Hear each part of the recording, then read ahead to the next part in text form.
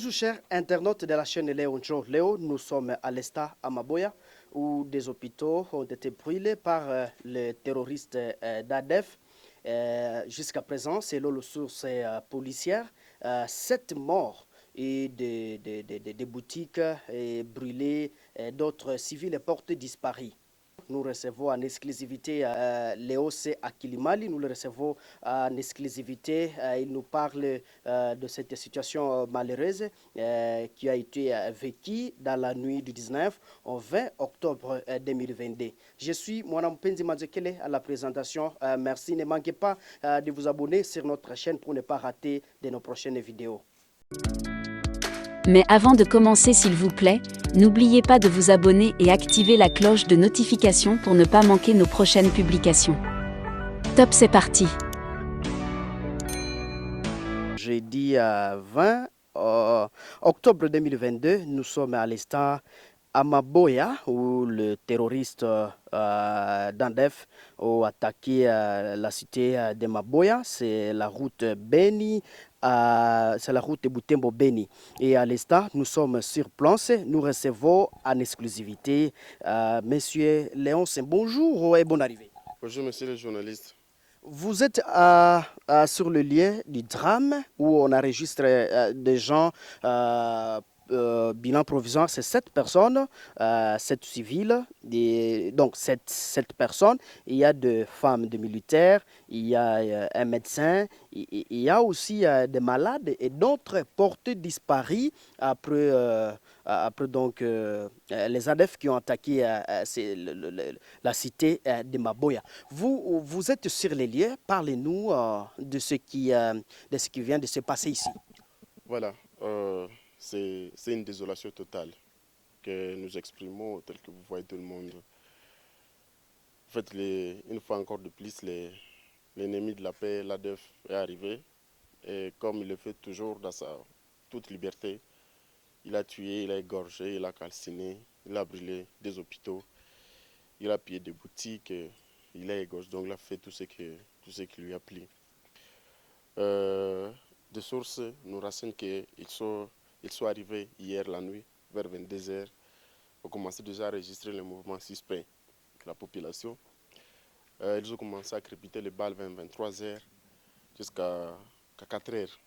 Malheureusement, il y a des services de sécurité, il y a même un groupe armé qui serait en collaboration parfaite avec le gouvernement, qui n'a pas intervenu.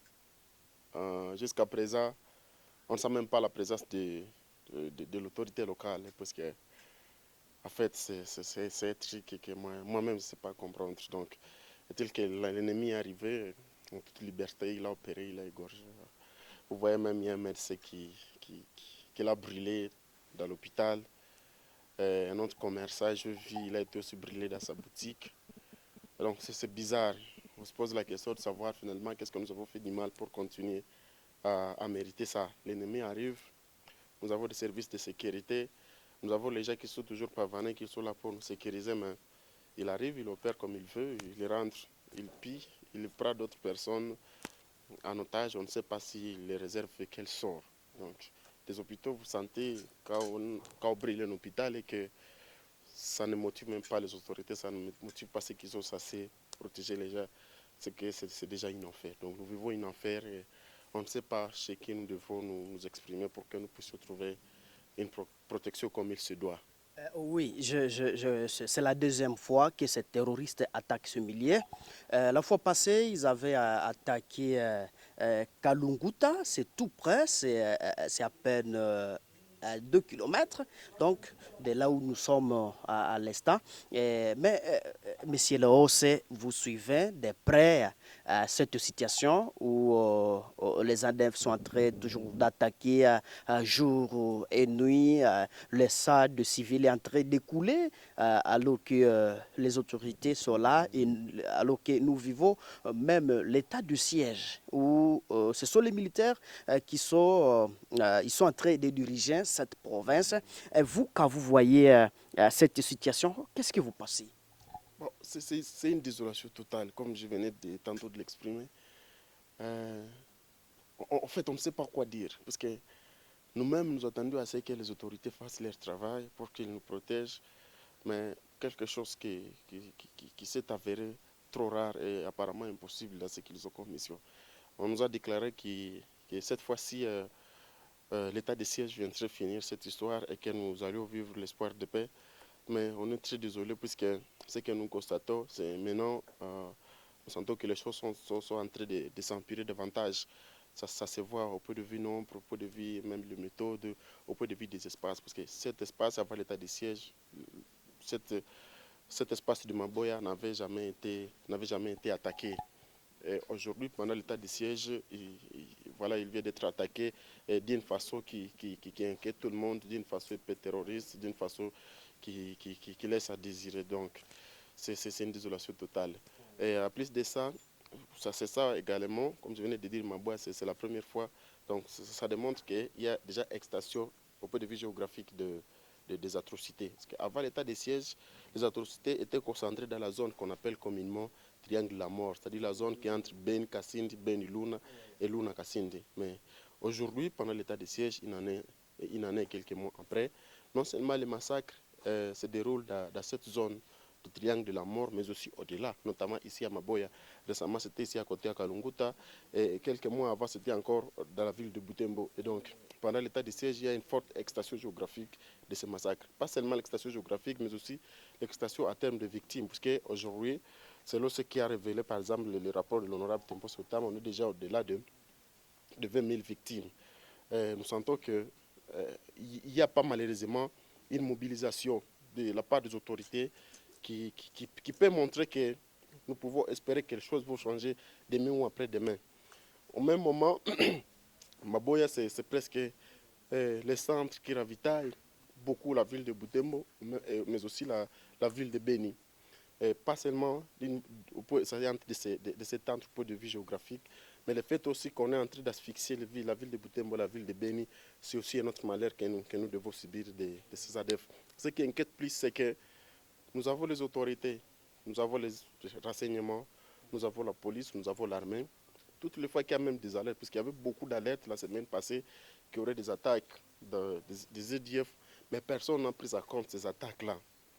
Nous voyons seulement les autorités de renseignement, si des histoires où ils vont trouver l'argent. C'est la même chose pour les militaires, c'est la même chose pour les policiers. Donc, si vous entrez à prison, c'est rare de trouver criminels ADF dans la prison. C'est rare. D'ailleurs, les fois qu'ils entrent à prison, on attend quelques mois pour qu'ils soient libérés et se volatiliser encore dans la nature. Mais dans l'entretemps, on sait les civils, des petits voleurs de cobat, des petits voleurs de poules, ou soit ceux qui commettent ce qu'ils appellent des crimes économiques, qu'ils poursuivent sérieusement. Mais tout ce qui concerne la sécurité des populations, la sécurité des civils, apparemment, ce n'est pas dans l'air, messieurs.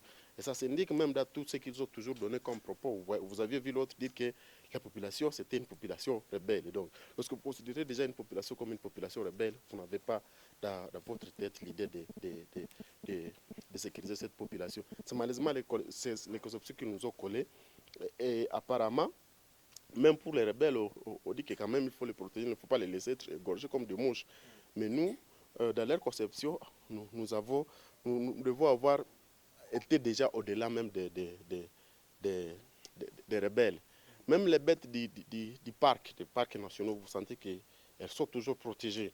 Mais nous, on se dit finalement, on est quoi ou on est qui à face de l'autorité pour que l'on continue à nous égorger comme ça, l'on continue à nous tuer comme ça, l'on continue à faire tout ce qu'on veut sur nous, c'est que nous ayons une certaine protection. Curieusement, même lorsque la population veut s'organiser pour essayer de défendre, pour essayer de se défendre, une phase d'autodéfense naturelle, on nous cible, on nous tue, et donc on se pose la question finalement, nous sommes dans quel pays, nous sommes dans quelle nation, c'est une désolation totale. Au même moment, nous continuons aussi la voix à tous ceux qui se disent qu'ils sont là pour protéger les droits de l'homme. En fait, ils doivent savoir que la protection des droits de l'homme, ce n'est pas seulement dans des ONG, il faut trouver des gros salaires. La protection des droits de l'homme, c'est aussi savoir dire la vérité, savoir aller dénoncer de partout où ils arrivent. Ils arrivent à l'Occident, ils arrivent en Europe, ils arrivent aux États-Unis. Il faut qu'ils dénoncent partout là-bas. Ça aussi, ça entre dans le cadre de la protection du droit de l'homme. On nous a toujours taxé que nous, on est là pour, je ne sais pas, alerter. Et que d'autres sont déjà, c'est pas les droits de l'homme, mais nous ne sentons pas finalement, est-ce qu'il y a aussi des droits de l'homme dans notre région. C'est vraiment une désolation. Parce que aussi, vous devez comprendre, quand vous quittez l'espace Beni Butembo, quand vous quittez l'espace sous atrocité des EDF, vous allez et puis ailleurs, vous posez la question par rapport à tout ce qui se passe ici. Les gens n'ont pas cette connaissance. C'est comme si c'est une matière qui est exclusive aux habitants d'ici et que nous sommes déjà sacrifiés. Donc ça nous déçoit énormément. Et nous continuons à prier. Quel diable nous continuons à prier? Qu'est-ce que nous avons fait du mal? Qu'est-ce que nous avons fait? Quel péché avons-nous commis pour que nous puissions continuer à subir ces genres d'atrocités? Oui. Tu sais, les OC, il y a même les FARDC qui sont aussi attaqués. C'est comme ici à Maboya, il y a même des femmes, des militaires qui ont été aussi tuées par toujours ces mêmes rebelles ADF. Cela signifie quoi concrètement? Car ils attaquent même des positions des militaires et tuent même les militaires et des femmes de militaires. Bon, moi, je n'ai pas vu les corps des militaires. J'ai juste appris qu'il y avait des femmes des militaires qui ont été tuées. Ça rentre dans le cadre des civils. Et s'il y a eu des pertes aussi aux côtés des militaires, je profite de l'occasion pour leur présenter nos condoléances. Mais dans notre État, en fait, les militaires ont comme mission de sécuriser la communauté. Les militaires ne doivent pas justifier les morts d'Assera pour dire que non, je ne vous ai pas protégé, puisque moi aussi, on m'a attaqué ou bien que j'étais aussi menacé. Parce que c'est dans sa mission première de protéger les gens.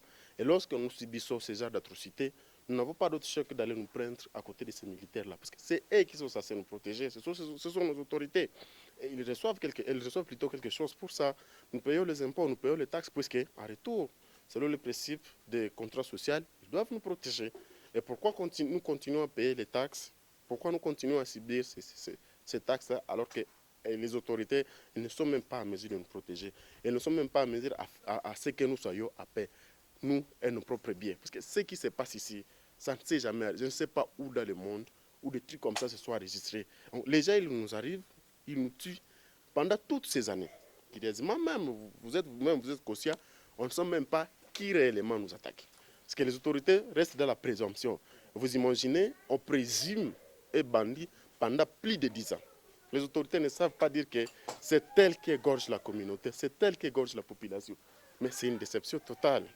Vous sentez les gens sont en train de pleurer parce que ce qui se passe dans un hôpital, un espace à principe qui devrait être bien protégé, mais subit ce genre d'atrocité. Imaginez maintenant nous autres, les citoyens lambda, on n'a même pas où on peut aller crier. Et ce n'est pas, appeler, c'est un hôpital de l'église catholique. Vous voyez ce que ça signifie. Et celle qui travaille là-bas, le docteur, c'était une sœur. Est-il que le corps là qui n'a pas été identifié, le corps qui est calciné, donc d'une manière, on présume que ça peut être cette sœur-là, la sœur docteur de l'hôpital. Et vous sentez ces atrocités. Donc, dans un pays qui se dit démocratique, dans un pays qui se dit je suis aussi pays, on fait subir ce genre d'atrocités si la communauté mais rien. Et même l'autorité locale, malheureusement, jusque-là, elle ne s'est pas prononcée. J'ai même vu le porte-parole de l'armée faire juste des tours et rentrer. Bon, j'espère qu'il a de faire des recherches et que cette fois-ci, il va donner la vraie information par rapport à ce qui s'est passé. Parce que plus on dénature les formations, plus même les autorités qui sont au niveau de la capitale prennent des décisions qui n'ont rien à voir avec la réalité. Et du coup, une décision qui n'a rien à voir avec ce qui se passe réellement ne peut jamais apporter la solution. C'est écrit de détresse, c'est écrit d'alarme que nous adressons à nos autorités. C'est écrit d'alarme que nous adressons à tous ceux qui se disent qu'ils protègent les droits de l'homme. C'est écrit d'alarme que nous adressons à toute la communauté du monde. Ce qu'on est en train de faire subir aux gens ici, ça doit cesser. Nous sommes au XXIe siècle. Ces genres d'atrocités, c'était en l'Antiquité. Pourquoi nous devons continuer à les subir? Et pourquoi les autorités doivent continuer à observer ça, prendre des mesures concrètes, des mesures sérieuses pour essayer d'arrêter cette histoire? Au même moment, nous sommes alertés que l'ADF est en train d'attaquer les gens sur son chemin de retour. Pourquoi lui n'est pas attaqué? Pourquoi seulement lui qui doit chaque fois être attaqué? Pourquoi à chaque instant, il doit chaque fois venir et attaquer, rentrer comme il veut? Il porte, il kidnappe les gens sans être inquiété. Tout le jour, même théâtre à Boutem, même théâtre ici à Maboye, même théâtre partout. Je pense que le mot le plus simple que l'on puisse dire, c'est que nous n'avons pas une autorité sérieuse. Parce qu'on ne doit pas se sentir autorité alors qu'on se dit qu'on est autorité sur les gens qui sont subis ce genre d'atrocités. Moi-même, je me dis, comment je me sentirais d'être autorité dans les contextes épais similaires à celui que nous vivons ici chez nous. On continue à s'appeler autorité. On continue à se dire, moi je suis tel, dans ce genre d'histoire. Je pense que ça devrait quand même nous donner la honte, ça devrait quand même nous amener à passer autrement. Monsieur Léos, actuellement, comment l'état de cet hôpital qui a été brûlé et des malades, ils ont tous prendre fuite ou c'est comment? Essaie de nous parler de la situation actuelle de l'hôpital de Maboya. En fait, comme vous le constatez, l'hôpital n'existe plus. Tout a été brûlé. Qui sait, peut-être nous venons de trouver un corps qu'on présume être le corps de la serre docteur de l'hôpital. Mais aussi, il y a beaucoup de décombres, il y a beaucoup de centres. On ne sait pas est-ce que les corps peuvent être dedans parce qu'il y avait beaucoup de malades dans l'hôpital. Mais dans l'entretemps, il y a beaucoup de gens qui ont été pris en otage parce que l'ennemi est arrivé. Il n'a pas été inquiété. Il a fait tout ce qu'il veut, tout ce qu'il voulait. Vous imaginez, de 22h à 4h, il opère. C'est pourquoi vous sentez que l'hôpital n'existe plus. Tout est brûlé. Tout est brûlé. Donc l'hôpital de Maboya, ça n'existe plus. À moins que l'on ne vienne renouveler. Même si on cherche à renouveler, on va construire un truc de nouveau. Mais ça n'existe plus. Même chose, vous avez vu, il y a des boutiques. Donc des boutiques qui ont été pillées systématiquement. Il y a même un autre commerçant qui a été brûlé dans sa propre boutique. Des histoires comme ça, vous voulez que le reste calme, que le continue à observer, que le continue à dire non, l'autorité viendra résoudre ce problème. Ça fait, je le rappelle, ça fait plus de 10 ans que nous subissons ces atrocités. Ce n'est pas Maboya, c'est peut-être à Butembo. Ce n'est pas à Butembo, c'est peut-être à Ben. Nous ne devons pas continuer à avoir cette situation comme ça. Au même moment, j'appelle toute la communauté d'ici. C'est suffisant. Nous avons déjà senti, je pense que la position de l'autorité est déjà bien visible, est déjà bien claire. Même s'il n'y a pas une communication officielle qui dit nous, on n'est pas là pour vous protéger, mais toutes ces expériences démontrent qu'apparemment, nous marchons sur des ondes épais séparées, quoi. Les autorités sont sur leur piste, nous sommes sur notre piste. Et nous sommes les premières victimes. Nous devons nous mobiliser, nous devons nous lier ensemble. Parce que cette histoire, si nous continuons à être dispersés, ou si nous continuons à croire que si c'est à Maboya, ça ne va pas arriver à Butembo, je ne sais pas où, nous nous trompons. Un jour, on ne savait pas que Maboya serait attaqué. Un jour, on ne savait pas que Butembo serait attaqué. Mais du coup, nous avons été surpris. Maboya, voilà, il vient d'être attaqué. Récemment, c'était Butembo. Et puis avant, c'était Kalunguta. Donc, qui c'est la victime prochaine? Au même moment, il y a d'autres villages sur le chemin du retour, parce qu'ils sont en train de retourner apparemment moi, Lika, où ils sont en train d'attaquer les gens. Parce que nous avons été alertés vers 8h que ces ADF étaient en train d'attaquer les villages de Kanyihunga. Après Kanyihunga, c'est Kitimba. Donc, ils sont en train de rentrer sans être inquiétés. Vous imaginez, moi, dans une situation comme celle-là, je dis que nous avons encore des autorités. Moi-même, je me dis comment je me sentirais. Je me pose souvent cette question, comment je me sentirais dans une situation peu similaire à celle-ci. Et je continue à dire aux gens que voilà, moi, je suis votre autorité. Quand on tue les gens, on égorge, on massacre. Et j'ai le courage de mettre de ça dans la rue. Je dis, je vais percevoir les taxes. Vous percevez les taxes sur les morts.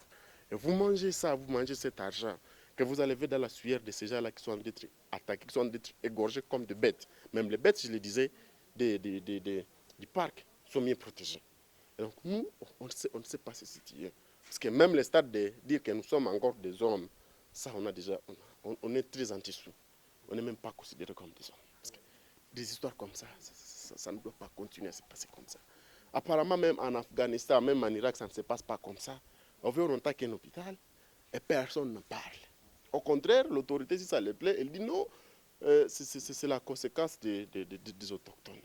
Vous sentez donc comment ça énerve, comment ça fâche. Plus de 10 ans, vous subissez des histoires comme ça. Je pense que c'est suffisant. La population, je ne sais pas par quel moyen, nous devons tout faire pour que nous puissions nous protéger. Si nous voulons encore vivre, si nous voulons continuer à respirer, je pense que nous devons réfléchir des méthodes pour essayer de commencer à nous protéger. Oui, Monsieur Léos, nous sommes vers la fin de notre entretien. Avez-vous un message particulier aux autorités et aussi à tout ce monde qui vous suit maintenant?